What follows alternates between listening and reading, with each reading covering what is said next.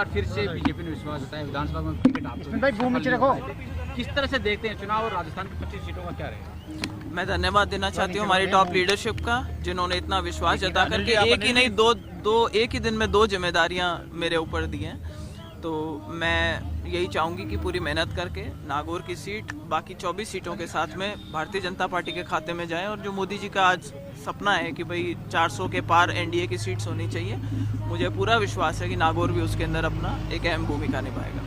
अब पिछली बार नागौर में एनडीए का अलायंस था और इस बार अलग है, तो जो सामने टिकट में जीते थे सांसद, अगर वो आते हैं तो क्या चुनौती मिल सकती है आपको, क्या समीकरण बैठे? स्वागत है अगर आकर के चुनाव लड़े, उनका मैंने हमेशा से स्वागत करा, वो आए और चुनाव लड़े। तो क्योंकि अलायंस अगर उनका कांग्रेस के साथ होता है तो क्या प्रभाव पड़ेगा सीट पर, क्या समीकरण बैठ सकता है? खोटा सिक्का एक बार चलता है। अच्छा, इसके अलावा आप संगठन में भी है और अब दोहरी जिम्मेदारी है, किस तरह से निभाएंगे दोहरी जिम्मेदारी, क्योंकि क्षेत्र की जनता के साथ मैं पूरा प्रयास करूंगी। ये बहुत अहम जिम्मेदारी दी है, कोई आदमी कांग्रेस पार्टी से आए और भारतीय जनता पार्टी को ज्वाइन करे और उसके बाद उसको इतनी जल्दी किसी संगठन के पद में जिम्मेदारी दे दी जाए, ये अक्सर अपन सुनते नहीं कि इस तरीके की चीज़ होती है। तो जितना विश्वास भारतीय जनता पार्टी ने मुझ में जताया है, मेरा प्रयास रहेगा कि उससे दोहरी मेहनत करके और मैं उनके विश्वास पे खरी उतरूं। मुझे पूरा विश्वास है कि जरूर। अच्छा ज्योति जी, विधानसभा चुनाव लड़ा था आपने, तो उसमें क्या कमियां रहेगी थी, अब लोकसभा चुनाव में इसको पूरी करेंगे आप?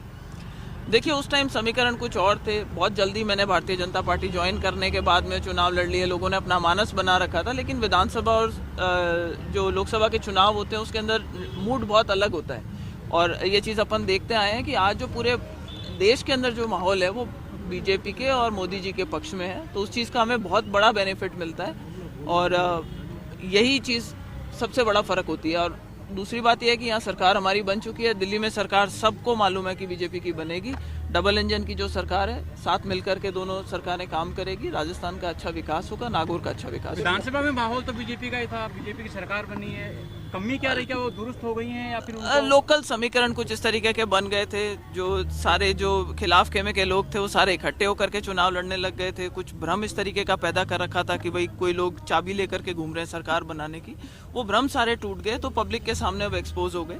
तो मुझे लगता है कि इस बार जो चुनाव है वो सिर्फ भारतीय जनता पार्टी कांग्रेस के बीच में होगा। कोई थर्ड फ्रंट की जो बातें चलती थी, जिस तरीके का एक भ्रम फैला रखा था, वो भ्रम दूर हो चुका है लोगों का। राजस्थान में कांग्रेस का क्या मानते हैं, भविष्य क्या रहेगा कांग्रेस का?